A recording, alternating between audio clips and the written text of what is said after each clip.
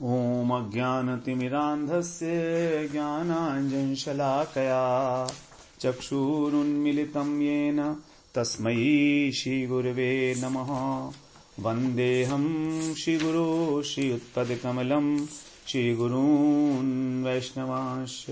श्रीरूपं सागरजातं सहगण रघुनाथान्वितं तं सजीवम् साद्वैतं सावधूतं परिजनसहितं कृष्ण चैतन्यदेवं श्रीराधा कृष्णपादान् सहगण ललिता श्रीविशाखान्वितांश्च तमादिदेवं करुणानिधानं तमालवर्णं सुहितावतारम् अपार संसार समुद्र सेतुं भजामहे भागवत स्वरूपम्। हे देव हे दैत्य हे भुवनैक बंधो हे कृष्ण हे चपल हे करुणैक सिंधु हे नाथ हे रमण हे नयनाभिराम हा हा कदानुभवितासि पदं दृशोर्मे। श्री कृष्ण चैतन्य प्रभो नित्यानंद श्री अद्वैत गदाधर शिवसदी गौरभक्त वृंद। हरे कृष्ण कृष्ण कृष्ण हरे हरे हरे राम राम राम हरे हरे। हरे कृष्णा।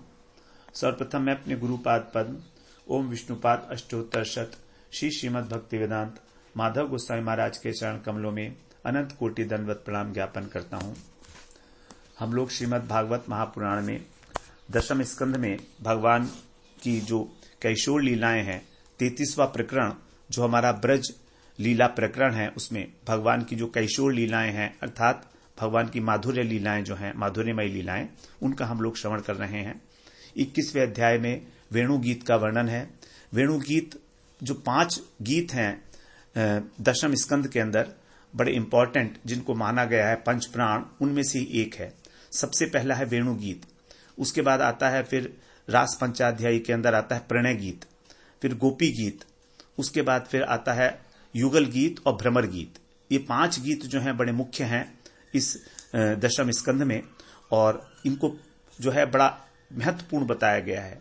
तो इस वेणु गीत से ही जो है गोपियों के हृदय में भगवान के प्रति पूर्व राग का उदय होता है। पूर्व राग का मतलब है कि जो भगवान के विषय में सुनकर अथवा उनको विषय में हम लोगों ने देखकर अथवा अनुमान से ही जो राग का प्रेम का उदय हो जाता है उसको कहते हैं पूर्व राग। तो अभी भगवान को उन्होंने सुना है, उनके विषय में केवल सुना ही है कि कृष्ण ऐसे हैं, तो उसी से गोपियों के हृदय के अंदर जो है अत्यंत प्रेम का उदय यहां पर दिखाया गया है और वो किस प्रकार जो है भगवान के प्रति मिलन की आकांक्षा से अभिभूत हो गई हैं उसका यहां पर वेणु गीत में वर्णन है।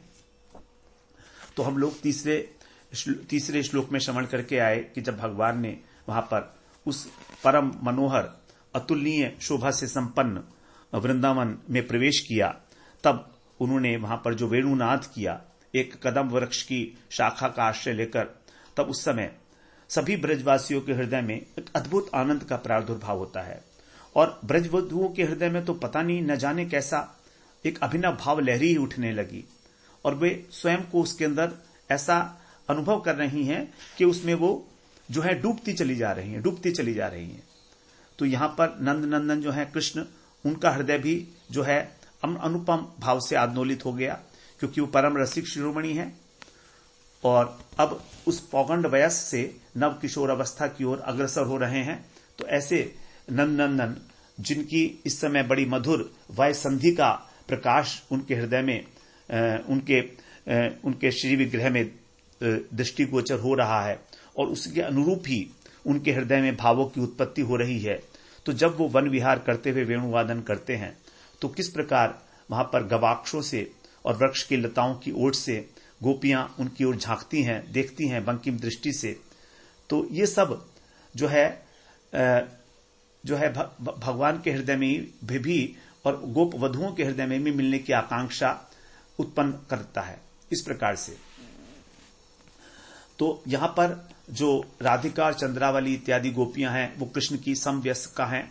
बचपन से ही कृष्ण के साथ बचपन से ही बिना भेदभाव के स्वच्छंद रूप से खेलती कूदती रही हैं, इसलिए इनमें बड़ा गाढ़ा अनुराग है। कृष्ण के बिना नहीं रह सकती वो। तो बचपन से ही उनमें किसी प्रकार का कोई स्त्री पुरुष का भेदभाव नहीं है।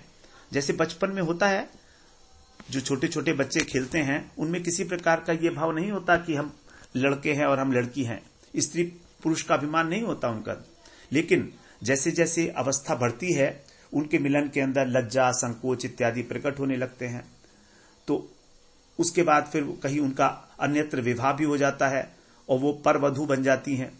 तो इस प्रकार से तो यहां पर किशोरावस्था में जब परस्पर प्रेम वृद्धि होने लगी तो उनका स्वच्छंद रूप से जो मिलना था वो दुर्लभ होता चला जा रहा है। इस प्रकार तो यहां पर अब क्योंकि जो है कुछ गोपियां जो हैं परवधू हो गई हैं, तो वो अपने कुल धर्म को, लोक लज्जा को त्याग कर भी कृष्ण से मिलना के लिए उत्कंठित रहती है हमेशा। और कहीं ना कहीं किसी ना किसी प्रकार से जब कृष्ण गोचारण को जाते हैं और लौटते हैं तो बड़े व्याकुल चित्त से उनका दर्शन करना चाहती हैं, कभी वृक्ष की लताओं से, कभी गवाक्षों से, कभी घर की खिड़कियों से, इस प्रकार से। और वेणुनाथ के सुन के ही बिल्कुल बेचैन हो जाता उनका हृदय। यही भाव बढ़ते बढ़ते एक चरम सीमा में पहुंच जाता है।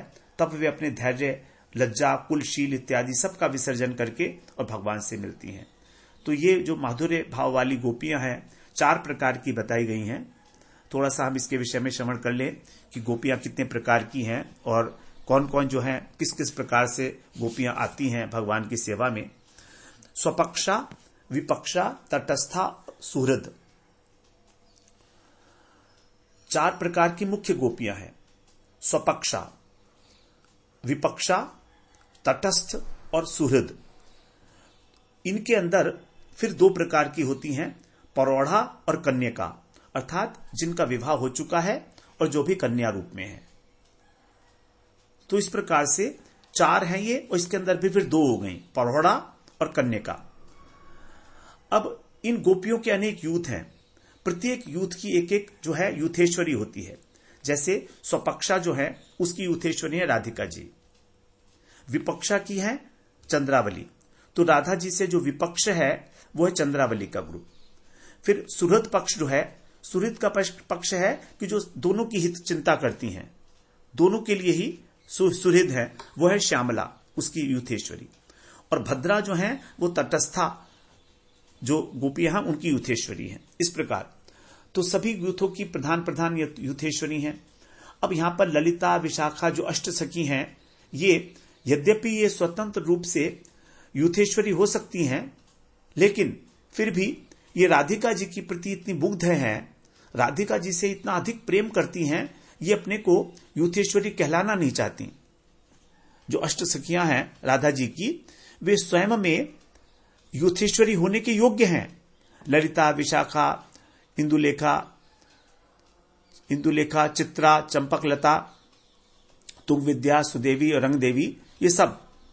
लेकिन ये इतनी राधिका जी के प्रति इतना प्रेम है, अगाध प्रेम है, कि ये चाहती नहीं है कि स्वतंत्र रूप से जो है कृष्ण से मिले।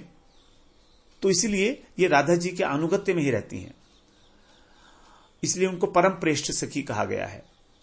अब इस यूथ के अंदर भी और छोटे छोटे गण होते हैं, इन गणों के अंदर भी छोटे छोटे समाज होते हैं।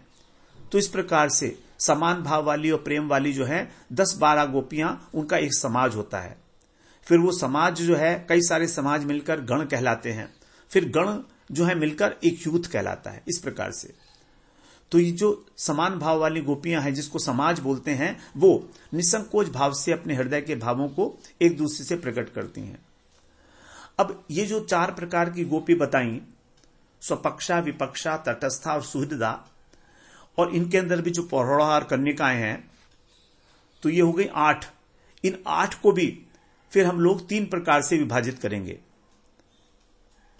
इनके अंदर भी 3 प्रकार के जो हैं भेद हैं। वो क्या है? एक तो है राधिका जी की जो कायव्यू गोपियां हैं, कायव्यू गोपियां, मतलब कायव्यूह कहते हैं कि जब किसी लीला की पुष्टि के लिए किसी कारणवश जब एक स्वरूप से एक से अनेक स्वरूप प्रकट किए जाते हैं, तब वो जो प्रकट किए गए स्वरूप हैं उसको मूल स्वरूप का कायव्यूह कहते हैं। अर्थात राधा जी जो हैं अपने ही स्वरूप से, अपने ही श्री विग्रह से अनेक श्री विग्रह प्रकट करती हैं। क्यों करती हैं? जिससे कि लीला की पुष्टि हो, जिससे कि कृष्ण की अनेक अनेक प्रकार के भावों से सेवा की जा सके। क्योंकि राधा जी तो अपने एक ही भाव से सेवा करेंगी ना, अब वो चाहती हैं कि सब प्रकार से कृष्ण की सेवा हो, तो इसलिए वे अनेक प्रकार की कायव्यूह गोपियां प्रकट करती हैं। तो सब भगवान की सेवा करती हैं, कृष्ण की सेवा करती हैं। तो सबसे पहले तो हो गई कायव्यूह गोपियां, फिर नित्य सिद्धा गोपियां जो गोलोक धाम के अंदर नित्य सिद्ध हैं, और फिर हैं साधन सिद्धा गोपियां। तो जो नित्य सिद्धा गोपियां हैं ये जो है गोलोक धाम में विराजमान होती हैं, ये कभी मायाबद्ध नहीं होती, ये नित्य हैं, नित्य सिद्धा। और है दूसरी साधन सिद्धा। साधन सिद्धा जो है वो साधन करके उन्होंने गोपी पद को प्राप्त किया है। तो पहले 4 थी, स्वपक्षा, विपक्षा, तटस्था, सूर्यदा। उसमें थी परोढ़ा और कन्यका, 2 से मल्टीप्लाई किया। फिर उसको हमने यहां पर फिर अब इसको मल्टीप्लाई करेंगे कि नहीं करेंगे पता नहीं। कायव्यूह, नित्य सिद्धा और साधन सिद्धा ये अलग कैटेगरी है। अब साधन सिद्धा गोपियां जो हैं ये यौथिकी और अयौथिकी 2 प्रकार की होती हैं। तो यौथिकी का मतलब जो झुंड के झुंड एक साथ भजन करके भगवान का तपस्या करके और गोपी भाव को प्राप्त करते हैं, झुंड के झुंड, उसको बोलते हैं यौथिकी। और अयौथिकी मतलब जो अकेले अकेले रागानुगा साधन भजन करके ब्रज में जन्म लेती हैं, इसको अयौथिकी कहते हैं। यौथिकी का माने यूथ के साथ, तो जो रागानुगा मार्ग से भजन करते हैं और ग्रुप में करते हैं वो होती यौथिकी, ब्रज में जन्म लेती हैं। और जो अकेली दुकेली करती हैं उनको बोलते हैं अयौथिकी। अब ये यौथिकी जो हैं अर्थात जो झुंड की झुंड होती हैं ये 2 प्रकार की हैं, श्रुतिचरी और मुनिचरी अथवा ऋषिचरी, एक ही बात है। तो श्रुतिचरी का मतलब है कि जो वेदों की श्रुतियां हैं, जब उनको पता लगा कि भगवान गोपियों के साथ रास करते हैं तो गोपियों के सौभाग्य की ओर वो आकर्षित हो गई, बड़ी विस्मित हुई और उन्होंने बड़ा कठोर आराधना की और फिर ब्रज के अंदर गोपी गृह में जन्म लिया। और गोपी गृह में जन्म लेकर फिर जो नित्य सिद्धा गोपियां हैं उनका अनुगत्य करके उनका संग के प्रभाव से रासलीला में भगवान की प्रवेश किया। ये तो है श्रुतिचरी, अर्थात जो श्रुतियां हैं, जो वेद की ऋचाएं हैं, वही जन्म लिए हैं मूर्तिमान होकर। और दूसरी है ऋषिचरी अथवा मुनिचरी। ये गोपियां, इसका वर्णन आता है बृहद वामन पुराण में। उसमें बताते हैं कि इनमें कृष्ण को प्राप्त करने की लालसा जगी थी और ये गोपियों के अनुगत्य में भजन कर भी रही थी। फिर त्रेता युग के अंदर दंडकारण्य में जो रामचंद्र जी थे उनका मनोहर रूप देखा, तो दंडकारण्य में अनेक ऋषि थे। जब उन्होंने राम को देखा इतने सुंदर रूप में, तो उन्होंने उनके हृदय में कृष्ण को पाने की तीव्र लालसा उत्पन्न हो गई। तो वहां पर राम ने उनको सबको वरदान दिया कि जब मैं कृष्ण बनकर आऊंगा तब तुम लोग गोपी के रूप में जन्म लोगे। तो वही फलस्वरूप जो है अगले जन्म में द्वापर में ब्रज में गोपियों के रूप में पैदा हुई। और गोपियों के रूप में पैदा होकर फिर उन्होंने, कुछ ने तो नित्य सिद्धाओं का संग पाया, रासलीला में प्रवेश कर लिया, लेकिन कुछ को नित्य सिद्धा गोपियों का संग नहीं मिला, तो वे योग माया के प्रभाव से घरों में रोक ली गईं। हम लोग आगे इस बात को श्रवण करेंगे। तो दोबारा एक बार सुन लें। पहले तो हो गए 4 प्रकार की गोपियां, स्वपक्षा, विपक्षा, तटस्था, सुहृद। उसके अंदर 2 प्रकार के ग्रुप हो गए, परोढ़ा और कन्यका। पढ़ौरा माने जिनका विवाह हो चुका है, कन्यका माने जो भी कन्याएं हैं। ये जो कन्या गोपियां हैं यही जो है व्रत करेंगी आगे। जो कात्यायनी व्रत करती हैं वो यही कन्या का गोपियां हैं, ये करेंगी। इस प्रकार से दूसरा इनका जो है विभाजन किया गया गोपियों का 3 प्रकार से। जो राधा जी की कायव्यूहा है, नित्य सिद्धा और साधन सिद्धा। तो नित्य सिद्धा जो कायव्यूहा है वे तो भगवान की ही, जैसे जो ललिता विशाखा है वो कायव्यूह स्वरूप है, वो जीव तत्व नहीं है, वो पार्षद है। नित्य सिद्धा गोपियां जो हैं ये जीव हैं, लेकिन ये जीव ऐसे हैं जो गोलोक धाम में ही भगवान की सेवा में रहती हैं। और एक है साधन सिद्धा, जो साधन करके गोपी बनी है। साधन सिद्धा दो प्रकार की, यौथिकी और अयौथिकी। यौथिकी माने ग्रुप में, अयौथिकी माने अकेले। यौथिकी दो प्रकार की, श्रुतिचरी और मुनिचरी। वेदों की श्रुतियां जो गोपियों जो जिन्होंने जन्म लिया और गोपी देह प्राप्त किया, और मुनिचरी जो दंडकारण्य के ऋषि थे, वो ग्रुप के ग्रुप जो हैं उनको भगवान राम ने वरदान दिया था। तो उनमें से दो प्रकार की हैं मुनिचरी। कुछ को रास में प्रवेश मिल गया साक्षात, और कुछ को जो है केवल भाव में ही भगवान का प्राप्ति हुई, भाव रूप से। तो कुछ को तो नित्य सिद्धाओं का संग मिल गया था, वो रासलीला में आसानी से प्रवेश कर गई। लेकिन जिन्हें संग नहीं मिला था उनको योग माया ने घर में रुकवा दिया पतियों के द्वारा। तो और उन्होंने वहीं पर ही जो है भगवान को अपने हृदय के अंदर स्थापित करके उनका संग प्राप्त किया। तो इस प्रकार से गोपियों के विषय में हम लोग श्रवण कराए हैं। अब आगे बताते हैं कि जब कृष्ण की आयु 7 वर्ष की थी, उस समय जो राधा जी इत्यादि थी उनकी आयु लगभग 6 वर्ष की रही होगी। तो उस समय जैसे प्राकृत बालक बालिकाएं देखी जाते हैं आजकल के समय में भी, उनमें किसी प्रकार का कोई भी स्त्री पुरुष भाव नहीं होता है। ऐसा होने पर भी जो मिलने की उत्कंठा है वो उनके अंदर जो है देखी जाती है।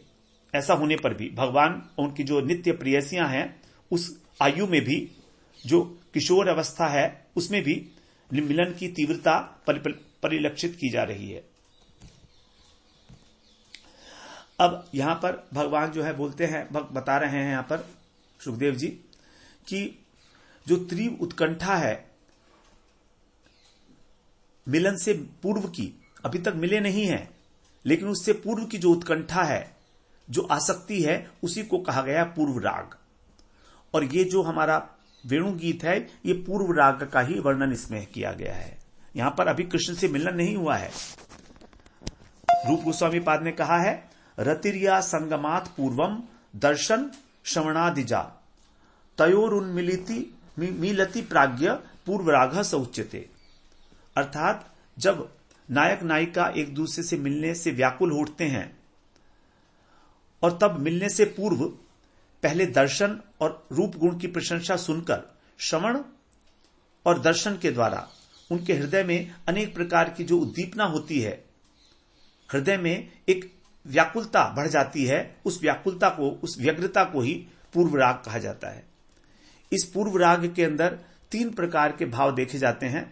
विशेषतः लालसा, मिलने की उद्वेग, यदि मिल नहीं पाते हैं, देख नहीं पाते हैं, सुन नहीं पाते हैं तो मन बड़ा संतापित हो जाता है, और जागरण, नींद नहीं आती है। तो इस प्रकार की जो व्यग्रता है ये इसको कहते हैं पूर्व राग। तो यहां पर श्रीमद् भागवत पुराण में जो राधा इत्यादि गोपियां हैं उनके लिए पूर्व राग का वर्णन यहां पर देखा जाता है। तो इस प्रकार से ये जो ब्रज गोपियों का भगवान से मिलन है, गोपियों का गोपीनाथ से मिलन है, ये प्राकृत मिलन नहीं है किसी भी प्रकार, यह प्राकृत है। ये तुच्छ काम क्रीड़ा मात्र नहीं है।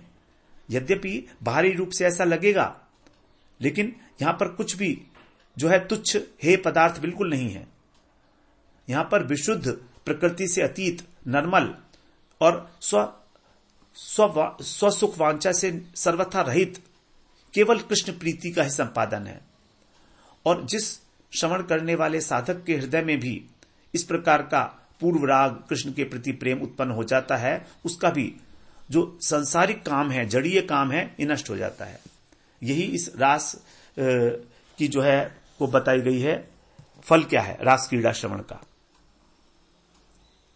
जो हम लोग आगे रास लीला के प्रसंग में श्रवण करेंगे। तो यहां पर वेणुनाद के माध्यम से अब ब्रजवधुओं के हृदय में जो उत्कंठा प्रकट हो रही है उसी का वर्णन सुखदेव जी महाराज के द्वारा किया जा रहा है। सभी ब्रजरमणियां अपने अपने घरों में श्रवण किया जो भगवान ने वेणु पर नाद छेड़ी, और वो विवश हो गई। उनके हृदय प्रांगण में जो कृष्ण विषयक काम है, प्रेम है, वो उदय हो गया। वो पहले से था, प्रकाशित मात्र हो गया, और उनके अंग प्रत्यंग में जो अनेक प्रकार के भाव उदित होने लगे। वो अपने भाव आवेश को संभाल नहीं सकी, इसीलिए अपने हृदय के भावों को अपनी शांत करने के लिए अपनी जो अंतरंगा सखियां हैं उनसे इस प्रकार का वर्णन करती हैं। तो अब यहां पर वंश के प्रभाव का वर्णन किया जा रहा है। तीसरे श्लोक तक हम लोग श्रवण कर लिए। अब चौथे श्लोक में कह रहे हैं, तद वर्णय तुमाराब्धा स्मरयंत कृष्ण चेष्टितम नाशकं स्मर वेगेन विक्षिप्त मनसो नृप। हे नृप, हे परीक्षित महाराज, तद माने वह क्या, जो कृष्ण की वेणु माधुरी है उसको वर्णयितुम, वर्णन करने के लिए, आरब्धा, आरंभ करते ही, जब उन्होंने आरंभ करना चाहा तब उनको क्या हुआ कि स्मरंत, उनको भगवान के जो गुण हैं उनका स्मरण होने लगा मन ही मन। जब हम किसी चीज का वर्णन करते हैं तो पहले हमारे मन में उसका स्मरण होता है ना, बिना स्मरण किए उस बात को हम वर्णन नहीं कर पाएंगे। तो वर्णन करने से पहले जब उनके मन में कृष्ण के मधुर लीलाओं का नहीं, कृष्ण के मधुर नाम का और गुण का स्मरण होना प्रारंभ हुआ, तब क्या हुआ, और जो कृष्ण की चेष्टाएं हैं उनका जब क्या हुआ, जब उसका वर्णन करना आरंभ किया उन्होंने, तब कृष्ण चेष्टितम, जो कृष्ण की चेष्टाएं हैं अर्थात लीलाएं हैं उनका, तो कृष्ण की लीलाएं कैसी हैं, जो हमारे चित्त को अत्यंत आकर्षक लगती हैं, हमारे चित्त को हरण करने वाली हैं, ऐसी लीलाएं। तो जब चित्त चुरा लिया गया स्मरण मात्र से ही, तो फिर न अशकन, वो समर्थ नहीं हो पाई, उनमें शक्ति नहीं रही कि वर्णन कर पाए। और फिर स्मर वेगेन, और भगवान से मिलन की जो उत्कंठा थी उससे वे अत्यंत पीड़ित हो गई, विक्षिप्त हो गई उनका मन। विक्षिप्त होने के बाद वो किसी प्रकार का वर्णन करने में स्वयं को असमर्थ पाने लगी। तो हमारा वर्णन तभी हम किसी बात का कर सकते हैं जब हमारा चित्त बिल्कुल शांत हो। अगर शांत नहीं है तो फिर हम उसका वर्णन करने में असमर्थ हो जाते हैं। तो इस प्रकार से जब उनके हृदय में जो है मन ही मन जब उन्होंने स्मरण किया इस बात का, कृष्ण की लीलाओं का, तो अब देखिए कृष्ण का जो प्रेम है वो किसी बात की परवाह नहीं करता और उनके हृदय में जाकर अपना आधिपत्य कर लेता है। और इसी कारण गोपियों का जो धैर्य है, लज्जा है, वो सब नष्ट होती लगती है धीरे धीरे। तो कृष्ण का जो वेणुनाद है वो प्रेम का नित्य मित्र है, मित्र, सहचर, जिसके हृदय में भी थोड़ा सा भी कृष्ण के प्रति अनुराग है, थोड़ा सा भी, वो यदि कृष्ण का वेणुनाद सुनता है तो कानों के माध्यम से जब वो वेणुनाद भीतर पहुंचता है तो जो अभी हमारे हृदय में सुप्त गुप्त अनुराग पड़ा है उसको जागृत कर देता है। तो ये पूर्व रागवती जो गोपियां थी जब कृष्ण का वेणुनाद सुने तो बेचैन हो गई। अब उनका जो कृष्ण के प्रति अनुराग है वो तो नित्य सिद्ध है, जन्म से ही है, लेकिन उनके हृदय के अंदर गुप्त रूप से विराजमान है। उनको भी नहीं पता कि उनके हृदय में कृष्ण के प्रति प्रेम है, क्योंकि बचपन में ही वो कृष्ण के साथ हमेशा क्रीड़ा किए हैं, तो कुछ कुछ प्रकाशित होता था। लेकिन जब किशोरावस्था में उन्होंने प्रवेश किया और कुछ का विवाह भी हो गया, पति के घर में आगमन किया, तब उनका जो प्रेम था कृष्ण के प्रति, जो इस प्रकार छुपा हुआ था, जिसको कोई जान नहीं सकता था, जानना तो क्या, दूसरे को तो उसकी गंध भी नहीं मिलती थी, संभव ही नहीं है दूसरे के लिए। और लोग तो छोड़िए, जो रमणियां हैं खुद ही वो भी संदेह करती थी कि क्या हम कृष्ण से प्रेम करती भी हैं कि नहीं। उन्हें भी नहीं मालूम था कि कृष्ण से उन्हें इतना प्रेम है। लेकिन जब वेणुनाद ने प्रवेश किया तब वो अनुराग के लक्षण सब प्रकट हो गए। उसको वो रोकने पर भी उन लक्षणों को नहीं रोक पाई। स्मर उदयम, ये वेणुनाद का स्वभाव है कि जिसके हृदय में भी कृष्ण विषयक प्रेम है वो वेणुनाद उसको तुरंत प्रकाशित करता है। जैसे यदि लकड़ी है, काष्ठ है, उसके अंदर ईंधन होता है, उसके अंदर अग्नि होती है। तो काष्ठ क्या है? ईंधन है, और उसके अंदर अग्नि है, लेकिन अग्नि छिपी होती है। जब वायु के सहारे प्रबल हो जाता है और घर्षण किया जाता है, तब वो अग्नि जो है प्रकट हो जाती है और प्रज्वलित होकर भीषण रूप ले सकती है। सभी लोग देख लेंगे, सभी लोग जान पाएंगे कि इस लकड़ी के अंदर जो है अग्नि पहले से छिपी हुई थी। उसी प्रकार से गोपियों के हृदय में जो कृष्ण के प्रति अनुराग छिपा हुआ था, वो उनके अंदर अब अत्यंत धैर्य भी है, लज्जा भी आ गई है, लेकिन तो भी इन सभी को तोड़कर, इन सभी को दग्ध करता हुआ वो बाहर प्रकाशित हो जाता है। इसीलिए जो कृष्णानुरागिनी गोपियां थी, वे इस वेणुनाद को सुनकर अपना तन मन की सुध बुध खो बैठी और हृदय की ताप को दूर करने के लिए अपनी अंतरंगा सखियों के निकट कुछ मन की बातों को बताने के लिए तत्पर हुई, और तत्पर होने पर भी कुछ वर्णन नहीं कर पाई। तो यहां तीसरे श्लोक में कहा था परोक्षम। परोक्षम का मतलब है अपने भाव को छुपाना, एकांत में। हम लोगों ने उसका अर्थ लिया था वहां पर एकांत में, लेकिन यहां पर एकांत का अर्थ है कि अपने भाव को स्पष्ट रूप से ना बताकर केवल भावभंगी से प्रकट करना। इसका एक विशेष नाम है, इसको बोलते हैं अभित्ता। अपने भाव को तो छिपा लिया, लेकिन भाव छिपता थोड़ी है, वो किसी ना किसी प्रकार से भावभंगी के माध्यम से जो है प्रकट हो ही जाता है। तो इसको बोलते हैं अवित्था भाव।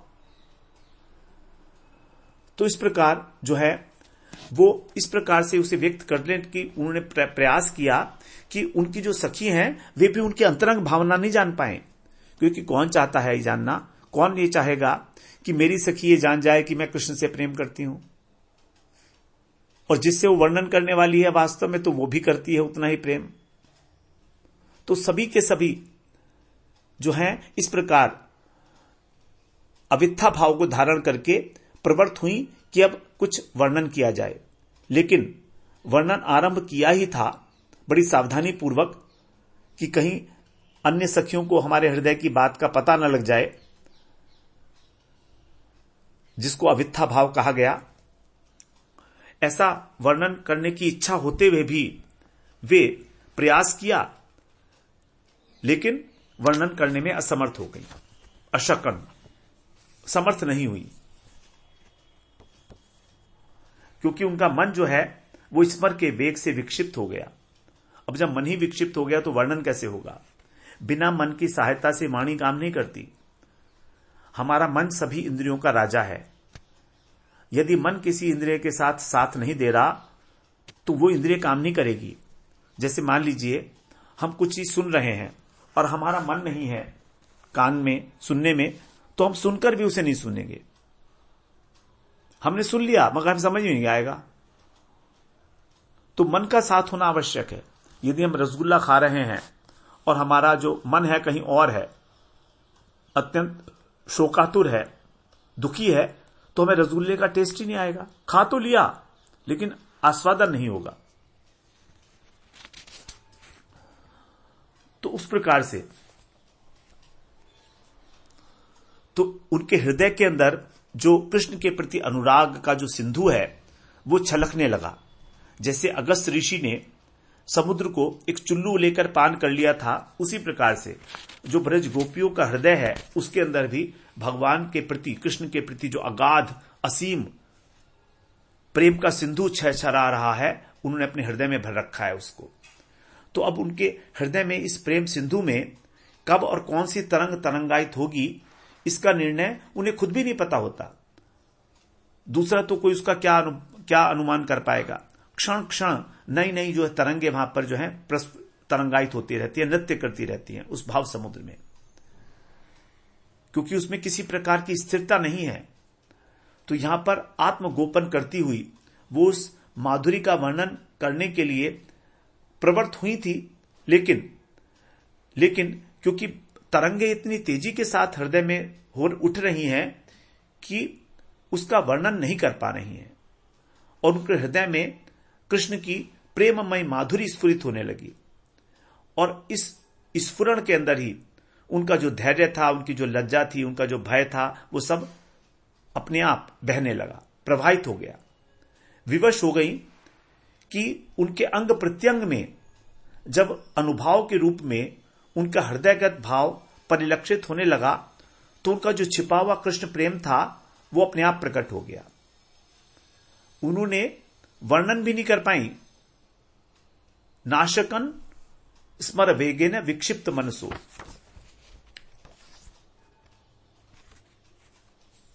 न अशकन,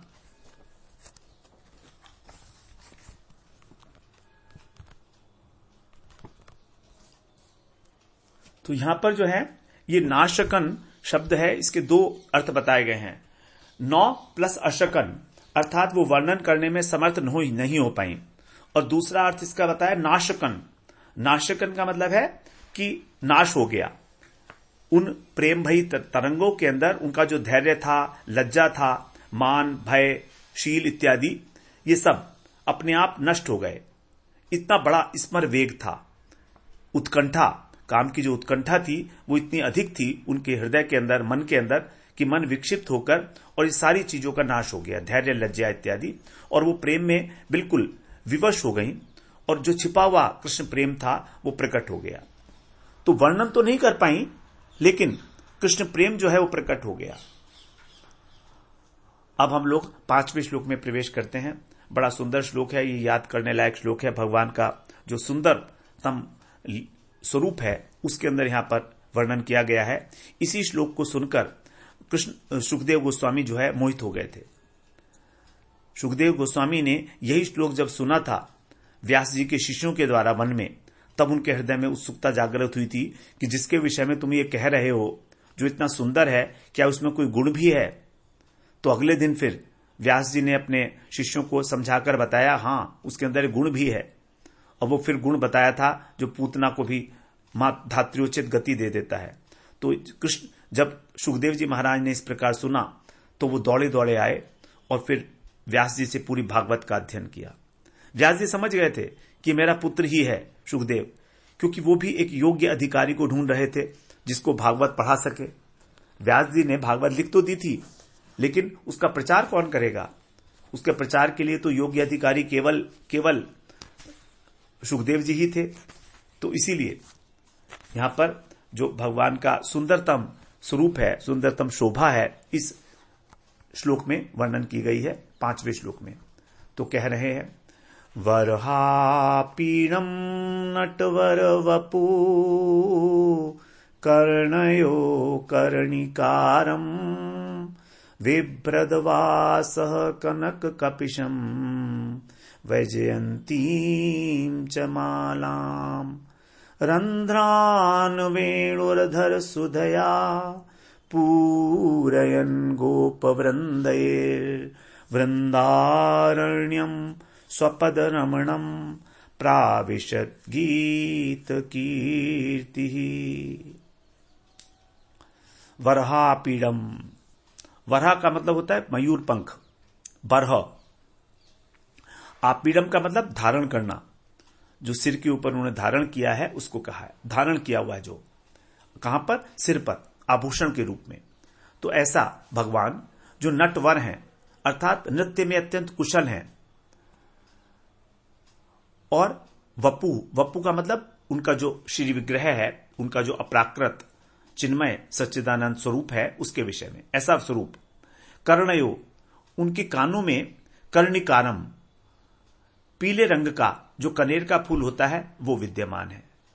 विभ्रद, धारण किए हुए हैं वो। क्या धारण किए हुए हैं? वासह, वस्त्र धारण किए हैं। वो वस्त्र कैसा है?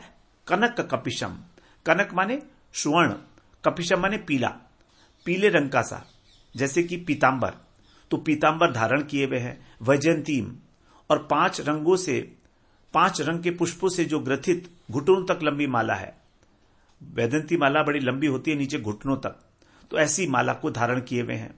और क्या किए हुए हैं? रंध्रान वेणु, जो उनकी वेणु है उसके जो रंध्र हैं अर्थात छिद्र हैं, उनको अधर सुधया, उन छिद्रों में अपने भगवान अधरों की अमृत को आपूर्ण वाले भर रहे हैं, अधरामृत को प्रवाहित कर रहे हैं अपने उन वेणु के छिद्रों में। और ऐसे आप पूरे माने भरते हुए श्री कृष्ण गोप वृंदई गोप बालकों के साथ वृंदारण्यम वृंदावन, जहां पर वृंदा देवी का आधिपत्य है, इसीलिए इसको कहा जाता है वृंदारण्य, वृंदावन। यहां पर वृंदा देवी जो तुलसी महारानी है उन्हीं का आधिपत्य है। राधा रानी ने उनको जो है यहाँ की सेवा दे रखी है कि तुम ही इसकी जो है मालकिन हो। तो वृंदारण्यम स्वपद रमणम, जो भगवान के चरण कमल हैं, शंख चक्र इत्यादि, उनसे युक्त चरण कमल के चिन्हों से अंकित जो वृंदावन है, उसमें गीत कीर्ति ही, गीत गाते हुए और कीर्ति से उनका गुणगान करते हुए। तो जो ग्वाल ग्वाल है पीछे पीछे उनकी कीर्ति का गुणगान कर रहे हैं। और इस प्रकार ये जो वृंदावन है वैकुंठ से भी अत्यंत रमणीय, भगवान के शंख चक्र इत्यादि जो चरण चिन्ह है, भगवान के चरणों में 19 चिन्ह है, चरण चिन्ह है, तो उनसे अंकित होकर यह वृंदावन अत्यंत शोभायमान हो गया है। बड़ी यहां पर विस्तृत इसकी व्याख्या है इस श्लोक की, और बड़ी धैर्यता के साथ हमें इसे श्रवण करना है। तो जब गोपियां कृष्ण के मधुर वेणुनाथ को श्रवण किया, आत्मविभोर हो गई, तो आश्चर्यजनक रूप से उनके हृदय में जो छिपा हुआ कृष्णानुराग था वो उच्छलित होने लगा, और परस्पर वो अब वेणुनाथ की आश्चर्यजनक माधुरी का वर्णन करती है। जो ही उन्होंने वर्णन करना आरंभ किया, भगवान का जो त्रिभंग ललित रूप है, भगवान की जो गमन भंगी है, भगवान की कई सारी भंगियां हैं, गमन भंगी, भगवान की नृत्य भंगी, दृश्य भंगी, जब देखते हैं कैसे भगवान, वचन भंगी, तो बंकिम दृष्टि भगवान की और मंद मंद मुस्कान, भगवान का जो गमन, भगवान की दृष्टि, चितवन और भगवान की मुस्कान होठों पर जब हृदय पे स्फुरित हुई तो प्रेमवश में विभोर हो गई। तो जैसे समुद्र जो है गर्जन के द्वारा और भूमि को प्लावित कर देता है, समुद्र की अगाध राशि, उसी प्रकार से कृष्ण के वेणुनाद ने जो गोपियां थी उनके भाव सिंधु को उच्छलित करके और सभी आसपास उनकी सखियां थी उनको प्लावित कर दिया। तो अब यहां पर इस श्लोक के माध्यम से ब्रजांगनाएं अपने हृदय में भगवान के प्रति जो रूप माधुरी है जो उनके हृदय में स्फुरित हुई है उसका यहां पर वर्णन कर रहे हैं। तो ये सब जो है हृदय में गोपियों के हो रहा है, कह रहे हैं, उसका चित्रांकन कर रहे हैं। यहां पर गोपियां नहीं कह रही हैं अभी ये बात अभी सुखदेव जी महाराज कह रहे हैं कि गोपियों के हृदय में भगवान की जिस छवि ने का स्फुरण हुआ वो छवि कैसी थी। तो हमारे लिए बड़ी परम उपादेय छवि है भगवान की। वरहा पीड़म, अर्थात वेणुवादन करते हुए जो भगवान, उनके जो केश हैं काले काले कुंचित केश कलाप, उनके बीच में जूड़े के रूप में अत्यंत शोभित हो रहा है। जूड़े के ऊपर चारों ओर जो है अर्धचंद्राकार रूप में मयूर के पंखों का चूड़ा जो है, ऐसा लगता है जैसे मान लो नवीन मेघ के ऊपर इंद्रधनुष शोभित हो रहा हो, क्योंकि मयूर पंख में इंद्रधनुष के समान 7 प्रकार के रंग होते हैं। तो जैसे इंद्रधनुष शोभायमान हो रहा हो नवीन मेघों के ऊपर, इस प्रकार वो 7 रंग बड़े मनोहर लग रहे हैं। इंद्रधनुष कभी कभी जो है वर्षा काल में सूर्य की विपरीत दिशा में हम लोग देखते हैं, जब आकाश में काले काले बादल होते हैं तो इंद्रधनुष की अपूर्व शोभा है। तो भगवान का जो विग्रह है वो मेघ के समान है, नवजलधर, और उसके ऊपर मयूर पिच्छ से बना हुआ जो चंद्राकार चूड़ा है वो ऐसा लगता है जैसे इंद्रधनुष जो है शोभायमान हो रहा है। इस प्रकार से अब हम इसके आगे अगले सत्र में श्रवण करेंगे। नटवर वपु, वरहा पीड़म के बाद नटवर वपु कर्णयो कर्णिकारम, जो भी यहां पर आए हैं पद अलग अलग, उनका अर्थ क्या है उसको श्रवण करते हैं। वांछा कल्पतरुभ्यश्च कृपा सिंधुभ्य एव च पतितानां पावनेभ्यो वैष्णवेभ्यो नमो नमः।